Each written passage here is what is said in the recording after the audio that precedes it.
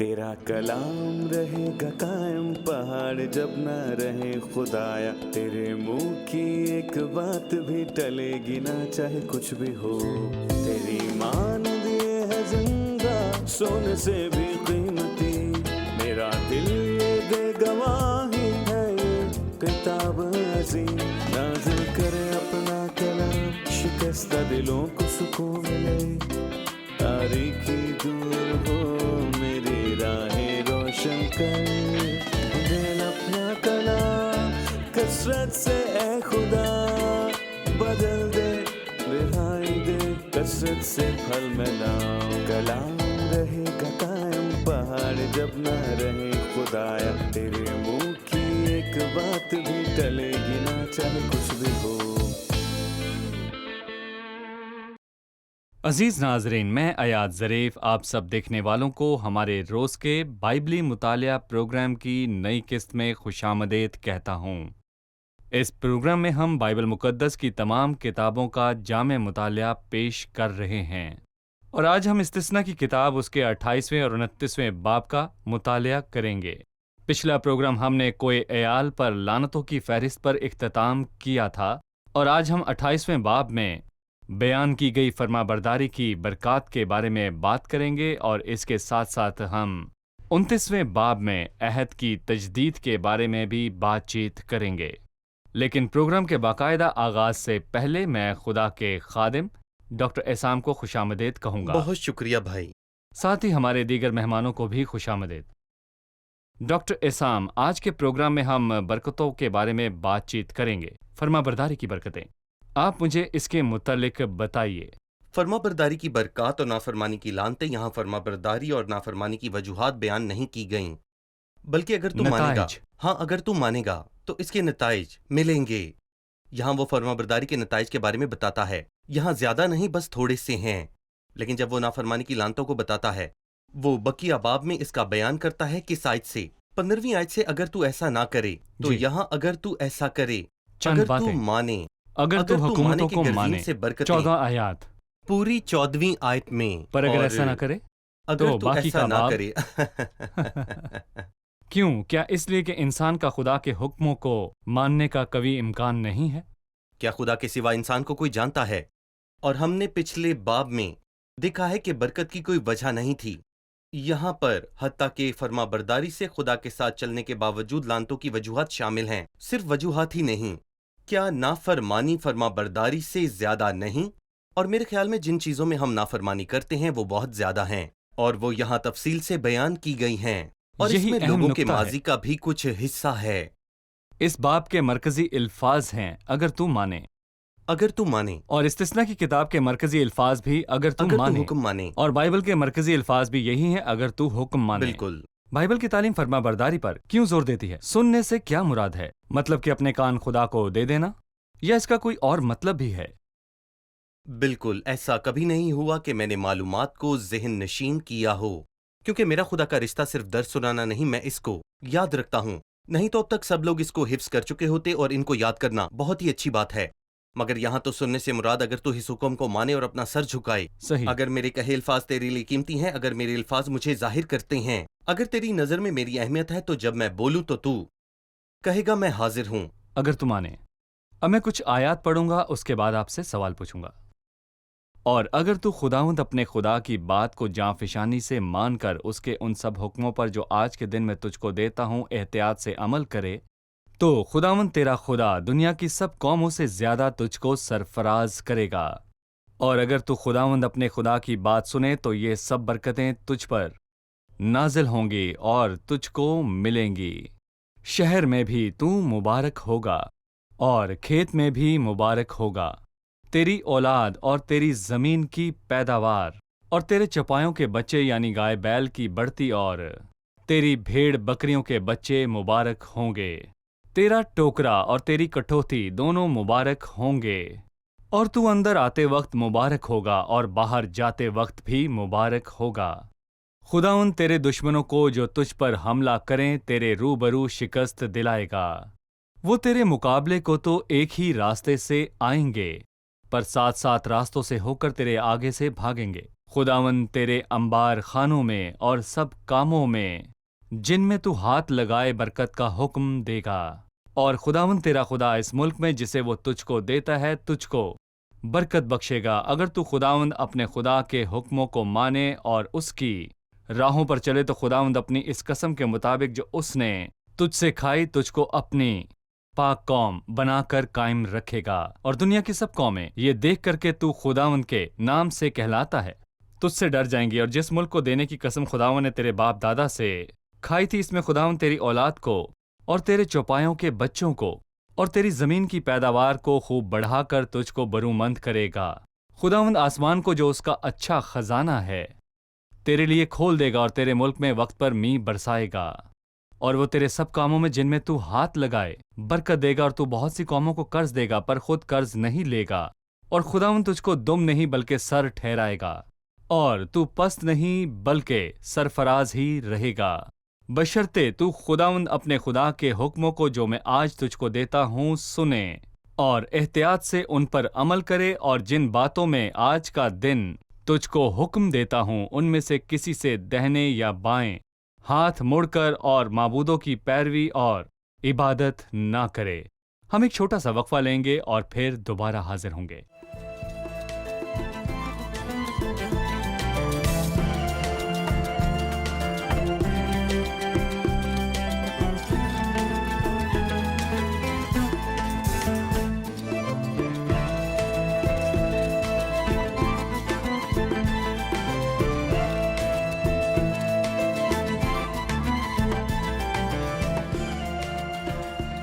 हम जानते हैं कि इंसान फितरतन नाफरमान है और हम जन्म से ही गुनाहगार कहलाए गए हैं। सुनना फर्माबरदारी है और सर झुकाना है। मैं खुद को फर्माबरदारी के लिए किस तरह तैयार करूं, इसके बारे बताइए।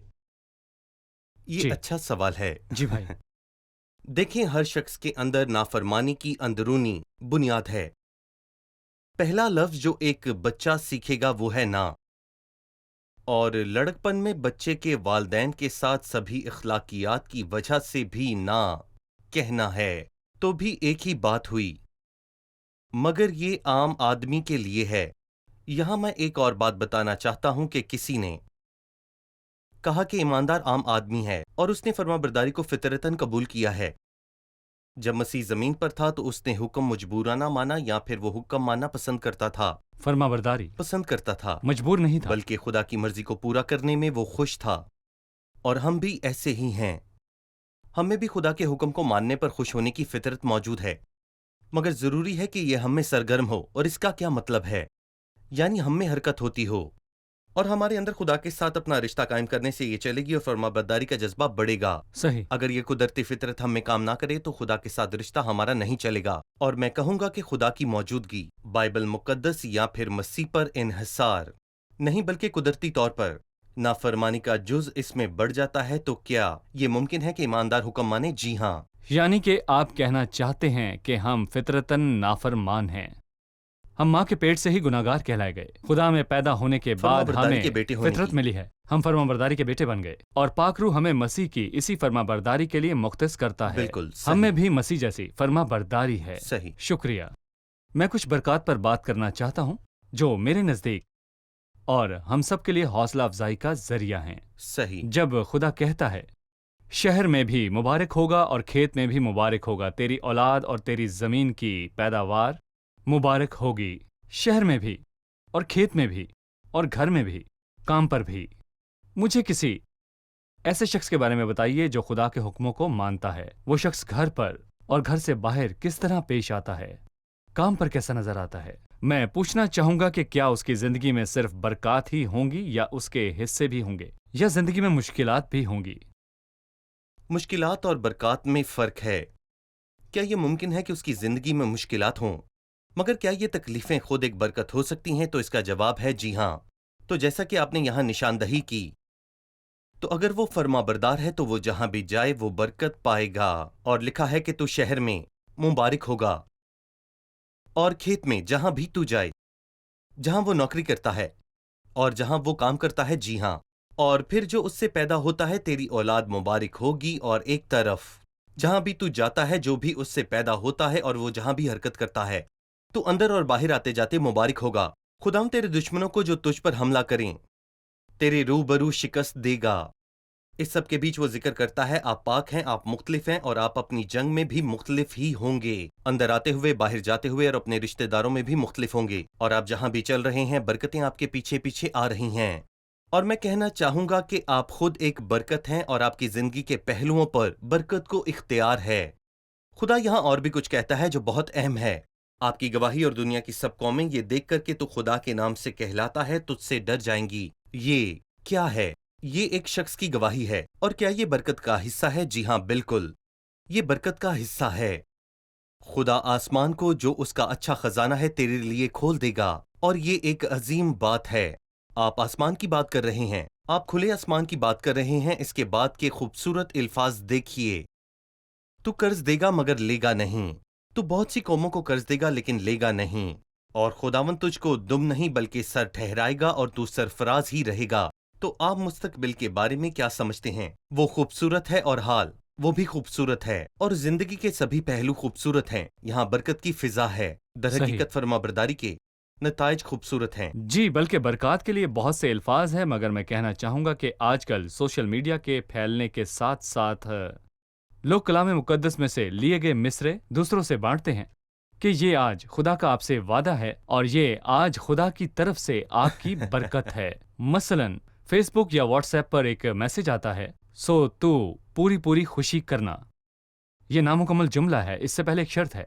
यहाँ खुदा कहता है तो शहर में मुबारक होगा। ये नामुकम्मल है। अगर ऐसा पैगाम आपको सुबह मिलता है तो आपके दिन का आगाज किसी अच्छी चीज से होता है, लेकिन इससे पहले एक शर्त है, अगर तू माने। बिल्कुल, हम अपने मतलब की चीज ही क्यों तलाश करते हैं और अपनी जिम्मेदारी को नहीं देखते? अगर तू हुक्म माने, खुदा को आपको आपके घर में काम पर बरकत देने में कोई हिचकिचाहट नहीं, लेकिन पहले आप खुदा के हकूक और उसके अहकामात का एहतराम करें। शहर में तू मुबारक होगा, तेरी औलाद मुबारक होगी। ये लेकिन हम नतीजा होगा बरकत तलाश इसलिए करते नहीं हैं। कि कोई क्या कहता है। किसी के कहने और बाइबल मुकद्दस के बताने में फर्क है। आप मुझे एक बात बताते हैं, जबकि मैं ये बाइबल पर ये यानी जरूरी है इसको कि ये खुदा के फितरत हाथ हमें से लेता सरगर्म हो। हूँ। इसके सरगर्म होने से क्या मुराद है? जब कलाम मुझसे कहता है तो मैं ये खुदा के हाथ से लेता हूँ। जब हम बाइबल की आयात को उनके सियाको सबाक से अलग करते हैं तो हम इनका गलत इस्तेमाल करते हैं। हमें बाइबल को उसी तरह पेश करना चाहिए जैसे कि वो है। हम अपने फराइज पूरे करें और बरकतें पाएं, ताकि हम दिन के आगाज में किसी से धोखा ना खाएं। हम पूरा दिन खुदा के इसी वादे के ख्याल में अपनी उम्मीद लगाते हैं, सो तो पूरी पूरी खुशी करेगा। जी हाँ, आप जैसे अखबार आपकी में आने किस्मत। वाले आज की किस्मत के हाल कुछ को ईमानदार जानते हैं जो आज की किस्मत और किस्मत के हाल जैसे अल्फाज और वादों को सही। इस्तेमाल करते हैं। ये सच है। डॉक्टर इसाम, हमने कहा कि सिर्फ 14 आयात हैं जो कि फरमाबरदारी के नतीजे और इसकी बरकतों के बारे में बात करती हैं, लेकिन 15वीं आयत से बाप के आखिर तक खुदा नाफरमानी का अंजाम बताता है। मैं चाहूंगा कि इन आयात के मुतल्लिक आप हमें बताएं ताकि नाजरीन अच्छी तरह से समझ सकें। मसलन जब खुदा आयत 33 में कहता है, तेरी जमीन की पैदावार और तेरी सारी कमाई को एक ऐसी कौम खाएगी जिससे वाकिफ नहीं, तू सदा मजलूम और दबा ही रहेगा। आप इसके बारे में क्या कहेंगे? ये संजीदा है जैसे संजीदा। बरकत के हर पहलू के बारे में बताया गया, और इसी तरह यहाँ भी हर पहलू का जिक्र किया गया है कि तू शहर में भी लानती होगा और खेत में भी लानती होगा। मसलन जब वो कहता है, खुदावंद उन सब कामों में जिनको तू हाथ लगाए लानत और इस्तराब और फटकार को तुझ पर नाजिल करेगा जब तक कि तू हलाक होकर नेस्तो नबूद ना हो जाए। ये तेरी बदअमालियों के सबब से होगा जिनको करने की वजह से तू मुझको छोड़ देगा। खुदावंद ऐसा करेगा कि वो वबा तुझसे लिपटी रहेगी जब तक कि वो तुझको उस मुल्क से जिस पर तू कब्जा करने को वहां जा रहा है फना कर दे। और दूसरा खुला आसमान है। यहाँ 23वीं आयत में वो कहता है, और आसमान जो तेरे सर पर है पीतल का और जमीन जो तेरे नीचे है लोहे की हो जाएगी, तू रोएगा और कोई नहीं सुनेगा। और 28वीं आयत में वो कहता है कि खुदावंद तुझे जनून और नाबेनाई और दिल की घबराहट में भी मुब्तला करेगा, और ये मुख्तलिफ वबाओं के अलावा हैं और निशानदहियां पूरी होंगी। और इसको बाद में रोमी टाइटस ने पूरा किया जब वो रोमी आयाम में दाखिल हुआ। जैसा कि 36वीं आयत में खुदा तुझको और तेरे बादशाह को जिसे तू अपने ऊपर मुकर्रर करेगा एक ऐसी कौम के बीच में ले जाएगा जिसे तू और तेरे बाप दादा जानते भी नहीं, और तू वहां और माबूदों की जो महज लोमड़ी और पत्थर हैं इबादत करेगा। असीरी के वक्त ऐसा हुआ था आयत 49 जब वो कहता है, खुदावंद दूर से बल्कि जमीन के किनारे से एक कौम को तुझ पर चढ़ा लेगा जैसे उकाब टूट कर आता है, और तू उस कौम की जुबान को नहीं समझेगा। ये रोमी है, उन्होंने सुलेमान की हैकल में दाखिल होकर उसे तबाह किया। उनका निशान उकाब था। आयत 68 जब खुदा कहता है, اور خداوند تجھ کو کشتیوں میں چڑھا کر اس راستے سے مصر کو لوٹا لے جائے گا جس کی بابت میں نے تجھ سے کہا کہ تو اسے پھر کبھی نہ دیکھنا، مطلب تو پھر مصر واپس نہ جائے گا اور وہاں تو اپنے دشمن کے غلام اور لونڈی ہونے کے لیے اپنے آپ کو بیچے گا پر کوئی خریدار نہ ہوگا۔ یہی ہوا تاریخی طور پر۔ رومی ٹائٹس کے واقعے کے بعد انہوں نے ان کو مصر بھجوایا، ان کا کوئی خریدار نہیں، ذرا تصور کیجئے۔ مگر یہ سب وہ چیزیں ہیں جو ماضی میں ہو چکی ہیں، اور اب کچھ ایسی چیزیں ہیں جو اب تک ان کی زندگی میں ہیں، اور اب وہ کہاں ہیں؟ صحیح، یہ لانتوں کا نتیجہ نہیں، تتر بتر کر دیا، صحیح۔ اور ان کو کوئی نہیں جانتا۔ میں 29ویں، 30ویں اور 31ویں آیت پر بات کرنا چاہوں گا، یہ ڈرا دینے والی ہیں اور وہ ہم سب کو تنبیہ کر رہا ہے۔ تو پاکستان لگائے گا اور ان پر محنت کرے گا، لیکن نہ تو میں پینے اور نہ تو انگور جمع کرنے پائے گا، کیونکہ ان کو کیڑے کھا جائیں گے۔ یعنی کہ جس کے پاس پاکستان ہے، انگور اگاتا ہے لیکن پھل نہیں کھا سکتا، پھر کہتا ہے کہ تیری سب حدود میں زیتون کے درخت ہوں گے، پر تو ان کا تیل نہیں لگانے پائے گا، کیونکہ تیرے زیتون کے درختوں کا پھل جھڑ جایا کرے گا۔ تیرے بیٹے اور بیٹیاں پیدا ہوں گی، پر وہ سب تیرے نہ رہیں گے، کیونکہ وہ اسیر ہو کر چلے جائیں گے۔ زمین ہے پر وہ کھا نہیں سکتا، زیتون کے درخت سے فائدہ نہیں لے سکتا، اور اولاد وہ اسیری میں چلی جائے گی، کوئی برکت نہیں۔ میں آیت 41 اور 32 میں یہ شامل کرنا چاہتا ہوں۔ خدا بتاتا ہے تیرے بیٹے اور بیٹیاں دوسری قوموں کو دی جائیں گی، اور تیری آنکھیں ان کو دیکھیں گی اور سارا دن ان کے لیے ترستے ترستے رہ جائیں گی، اور تیرا کچھ بس نہیں چلے گا۔ ذرا تصور کیجئے۔ آیت 41 کہتی ہے تیرے بیٹے اور بیٹیاں پیدا ہوں گی، لیکن وہ تیرے نہیں رہیں گے، کیونکہ وہ اسیر ہو جائیں گے۔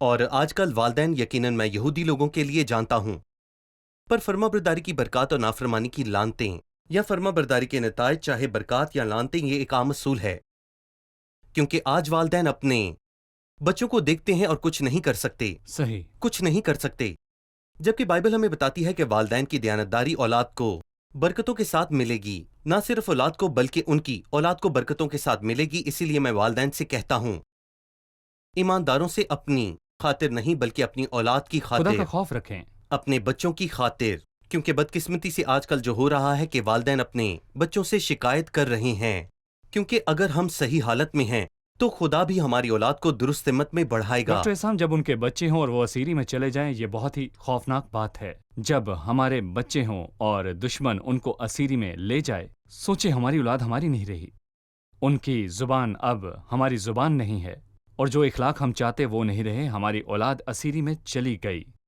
تیرے بیٹے اور بیٹیاں دوسری قوموں کو دی جائیں گی، اور تیری آنکھیں دیکھیں گی، اور سارا دن ان کے لیے ترستے ترستے رہ جائیں گی، اور تیرا کچھ بس نہیں چلے گا۔ آیت 32۔ تو یہ سب سنجیدہ نتائج ہیں الفاظ۔ نافرمانی کے۔ اگر ہم خدا کے حکم مانیں، خدا دلوں کو بدلنے کا اختیار رکھتا ہے۔ بادشاہ کا دل خداوند کے صحیح۔ ہاتھ میں ہے۔ پانی کے نالوں کی مانند خدا جانتا ہے صحیح۔ کہ بچوں سے کس طرح پیش آنا ہے، اگر وہ والدین کی فرما برداری دیکھے۔ ہم ایک چھوٹے سے وقفے کے بعد دوبارہ حاضر ہوں گے۔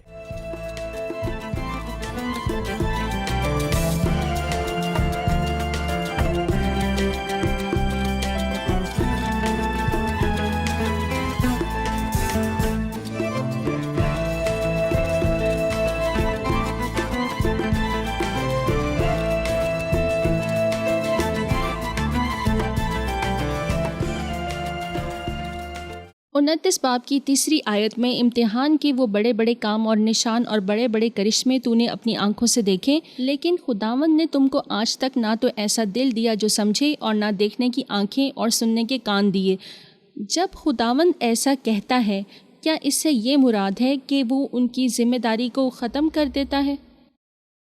جی، جب وہ کہتا ہے کہ خدا نے ان کے دل سخت کر دیے، یا وہ کہتا ہے کہ خدا نے ان لوگوں کے دل سخت کر دیے اور ان کے کان بہرے کر دیے تاکہ وہ سن اور سمجھ نہ سکیں، کیا ان کی دیانتداری ختم ہو گئی اور خدا اس کا ذمہ دار ہے؟ اور یہ سوال کچھ نہیں، ناممکن ہے۔ کبھی نہیں۔ کیا خدا نے دکھایا کہ وہ اس باب کے آغاز میں کیا کہتا ہے؟ تم نے سب کچھ جو خدا نے تمہاری آنکھوں کے سامنے ملک مصر میں فرعون اور اس کے سب خادموں اور اس کے سارے ملک کے ساتھ کیا تم نے وہ واقعات دیکھے ہیں؟ امتحان کے وہ بڑے بڑے کام اور نشان اور بڑے بڑے کرشمے تو نے اپنی آنکھوں سے دیکھے ہیں، یعنی سب کچھ تیرے سامنے ظاہر ہے، تو پھر تم اسے سمجھنا نہیں چاہتے، تم نصیحتیں وہ پانا بنیادی طور چاہتے پر ہو، سننے کو تیار نہیں ہے۔ اس میں ہرگز تو ان میں خواہش نہیں۔ آپ اس کی ذمہ داری خدا پر ڈال رہے ہیں؟ نہیں، وہ کہتے ہیں وہ آپ ہیں جن کے پاس آنکھیں ہیں، آنکھیں ہیں، دماغ ہے اور عقل ہے، جو سمجھتی، سنتی اور دیکھتی ہیں، جو اندازہ لگاتی ہیں، آپ کو دی گئی ہیں، اور اس کے ذمہ دار آپ ہی ہوں گے۔ مگر آپ سمجھنا نہیں چاہتے، مطلب آپ سمجھنے کے لیے رضامند نہیں ہیں۔ یہ کہنے کے بعد کہ تو نے اپنی آنکھوں کے سامنے دیکھا تو اس کے علاوہ کیا ہوا، آپ سمجھنا ہی نہیں چاہتے کہ اس کے پیچھے کیا وجہ ہے، کہ خدا ہے آپ نے اس واقعے کو یوں ہی گزار دیا، مگر آپ کو رک کر دیکھنا چاہیے کہ اس کے پیچھے خدا خود ہے۔ شاید پولس اعمال 28-25 میں تصدیق کرتا ہے، کیونکہ اس امت کے دل پر چربی چھا گئی ہے اور وہ کانوں سے اونچا سنتے ہیں، اور انہوں نے اپنی آنکھیں بند کر لی ہیں، کہیں ایسا نہ ہو کہ آنکھوں سے معلوم کریں اور کانوں سے سنیں اور دل سے سمجھے اور رجوع لائیں اور میں انہیں شفا بخشوں۔ انہوں نے نافرمانی کی راہ بالکل۔ چنی، انہوں نے قبول نہ کیا۔ پر وہ 10ویں آیت میں کہتا ہے، آج کے دن تم اور تمہارے سردار، تمہارے قبیلے اور تمہارے بزرگ اور تمہارے منصبدار اور سب اسرائیلی مرد اور تمہارے بچے اور تمہاری بیویاں اور وہ پردیسی بھی جو تیری خیمہ گاہ میں رہتا ہے، خواہ وہ تیرا لکڑہارا ہو خواہ سکا، سب کے سب خداوند اپنے خدا کے سامنے کھڑے ہو، تاکہ خداوند اپنے خدا کے عہد میں جسے وہ آج تیرے ساتھ باندھتا ہے اور اس کی قسم میں جسے وہ آج کھاتا ہے شامل ہو، اور وہ تجھ کو نئی قوم قرار دے اور وہ تیرا خدا ہو، جیسا اس نے تجھ سے کہا، جیسی اس نے تیرے باپ دادا سے ابراہیم، اسحاق اور یعقوب سے قسم کھائی۔ اس عہد کے بارے میں آپ ہمیں بتائیے، کیا یہ اس عہد کی تجدید ہے؟ یہ عہد کی تجدید ہے، صحیح۔ بلکہ خدا عظیم ہے کہ وہ ان کے ساتھ ابراہم سے کیے گئے وعدے کو تازہ کرتا ہے۔ جی، کیا آپ کو معلوم ہے کہ اگر خدا موسیٰ کے ساتھ کیے گئے وعدے کے ساتھ واپس آتا تو نتیجہ لانتیں آ جائیں گی؟ صحیح۔ مگر یہاں خدا ہے، جو کچھ بھی ہوا اس کی بدولت ہوا، بے شک آپ لانتوں کے حقدار ہیں، لیکن الہی عہد اب بھی موجود ہے، اور خداوند آپ کے ساتھ ایک بار پھر اسی الہی عہد کو جو اس نے ابراہم کے ساتھ کیا اس کی تجدید کرتا ہے، اور اس سے پیشتر ان کو یہ یاد دلاتا ہے کہ اگر وہ دھیان دیں تو وہ انہی کی طرف ہے۔ صحیح۔ جب وہ مصر میں تھے تو خدا ان کے ساتھ تھا، وہ ان کے ساتھ تھا جب میں 40 برس بیابان میں تمہیں لیے پھرا، اور نہ تمہارے تن کے کپڑے پرانے ہوئے اور نہ تیرے پاؤں کی جوتی پرانی ہوئی۔ آیت 7 میں وہ کہتا ہے، اور جب تم اس جگہ آئے ہو تو سہون اور اوج ہمارا مقابلہ کرنے کو نکلے۔ یاد رکھیں کہ خدا آپ کی طرف تھا، آپ برے ہیں اور لعنت کے مستحق ہیں، آپ نافرمان ہیں، لیکن خدا آپ کے ساتھ ابراہم سے کیے گئے وعدے کی تجدید کرنا چاہتا ہے، اور فضل کی بنیاد پر وہ آپ کے ساتھ ہوگا۔ صحیح۔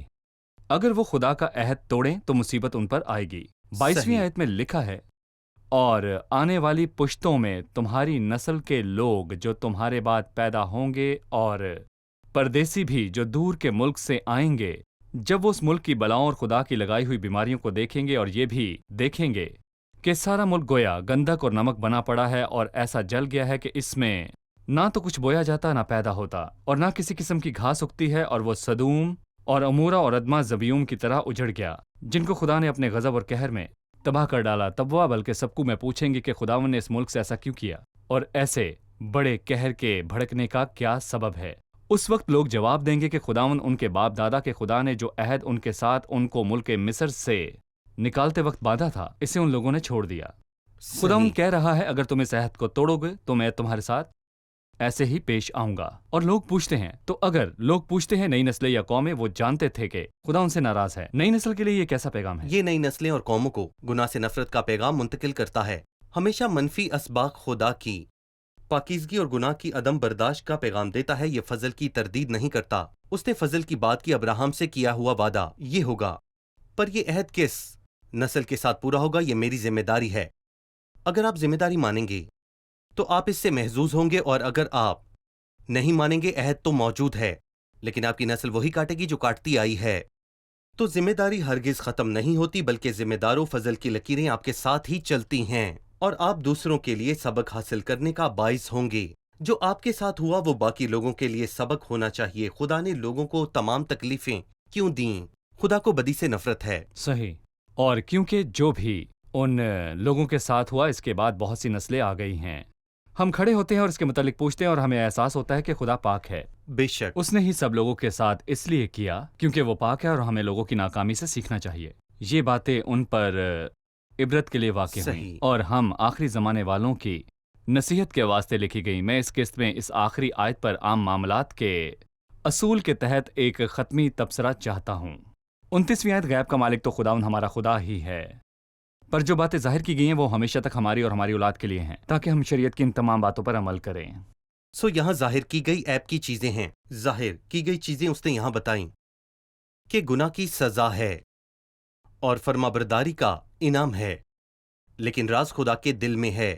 پہلا خدا کی سوچ میں راز ہے جو ہم نہیں جانتے، پر اس نے عیاں کیا کہ ہمیں ان رازوں کو قبول کرنا چاہیے، اور دوسرا خدا کے دل میں راز پنہا ہے، اور میں یہ سوچتا ہوں کہ وہ اس کے بارے میں بعد میں مخاطب ہوگا، یعنی کہ کچھ ہونے کے باوجود خدا کے دل میں راز ہیں، اور اس میں برکت شامل ہے کیونکہ خدا کا دل برکتوں سے پر ہے۔ خدا آپ سے تعلق رکھنے والی برکت کو پورا کرے گا جس کو وہ بعد میں بیان کرے گا۔ صحیح، اور اصول کے مطابق مجھے آپ سے ویسے ہی پیش آنا چاہیے جیسے آپ کہتے ہیں۔ میں آپ کے الفاظ کے پیچھے چھپے مطلب نہیں دیکھ سکتا اور آپ کے ضمیر پر سوال نہیں اٹھا سکتا۔ غیب کا مالک تو خدا ہی ہے، لیکن جو باتیں ظاہر کی گئی ہیں وہ ہمارے لیے ہیں۔ میں نہیں جان سکتا کہ آپ کا مطلب کیا ہے یا آپ کی نیت کیا ہے۔ صحیح، لوگوں میں سے صحیح۔ پروگرام کا وقت ختم ہوا جاتا ہے، آئیے مہمانوں سے رائے جانتے ہیں۔ آج کے پروگرام سے آپ نے کیا سیکھا؟ جب ہم آیات پر غور کرتے ہیں تو ہم برکتوں پر دھیان دیتے ہیں اور اپنی ذمہ داری اور فرائض کو بھول جاتے ہیں۔ ہماری ذمہ داری ہے کہ خداوند اپنے خدا کی بات کو جاں فشانی سے مان کر ہم نے سیکھا کہ سننا محض یاد کرنا نہیں بلکہ فرما برداری سے خداوند کے سامنے اپنا سر جھکانا ہے۔ فرما برداری سیکھنے کے لیے ہمیں خدا کے ساتھ اپنے اندر ایک نئی فطرت کو حرکت میں لانا ہے۔ ہمیں خدا کے کلام اور یسوع مسیح پر انحصار کرنا چاہیے۔ شکریہ، خدا آپ کو برکت دے۔ عزیز ناظرین، ہم نے آج کی قسط میں سیکھا کہ فرما برداری کی بہت سی برکات ہیں۔ یہ برکتیں گھر میں ظاہر ہوتی ہیں، اور یہ برکات آپ کی کمائی میں ظاہر ہوتی ہیں۔ یہ برکتیں اولاد کو پالنے میں ظاہر ہوتی ہیں جب آپ دیکھتے ہیں کہ آپ کے بچے مسیحی ایمان کی بنیاد کو سیکھ چکے ہیں اور خدا کے جلال کے لیے بنے ہیں۔ بچوں کے ساتھ اپنے رشتے میں فرما برداری دیکھتے ہیں تو فرما برداری کی برکتیں نظر آتی ہیں۔ خداوند کی فرما برداری اور اس کے احکام پر عمل کرنا، جب آپ کی تنخواہ محدود ہو اور خداوند اس میں برکت بخشے، جب آپ کی استعداد کم ہو پر آپ مطمئن ہوں، لیکن جب ہم خدا کے حکموں کو نہیں مانتے، جب نافرمانی ہم پر راج کرتی ہے، تو ہماری کمائی تو بڑھ سکتی ہے پر برکتیں نہیں بڑھ سکتی۔ ناظرین، آئیں ہم ایک بار پھر سے خدا کے احکامات کو مانیں، کیونکہ فرما برداری ہی سب برکتوں کی بنیاد ہے۔ ہم خدا کے کلام کو پڑھتے ہیں اور اس کی عزت کرتے ہیں، لہٰذا میں چاہوں گا کہ آپ اپنے کان اس کے کلام کی طرف لگاتے رہیں۔ جب آپ کلام کی طرف اپنے کان لگاتے ہیں اور کلام سنتے ہیں تو آپ اس سے برکات پاتے ہیں۔ اگلے پروگرام میں آپ سے پھر ملاقات ہوگی۔ خدا آپ سب کو برکت دے۔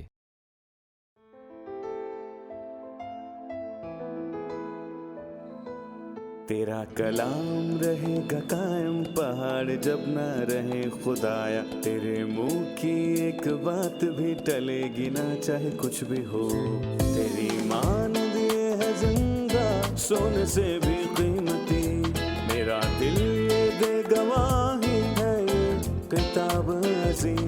نازل کرے اپنا کلام، شکستہ دلوں کو سکون ملے، تاریکی دور ہو میری راہیں روشن کر، دل اپنا کلام کثرت سے اے خدا بدل دے، رہائی دے کثرت سے پھل میں لاؤ۔ کلام رہے گا قائم، پہاڑ جب نہ رہے خدایا، تیرے منہ کی ایک بات بھی ٹلے گی نہ چاہے کچھ بھی ہو۔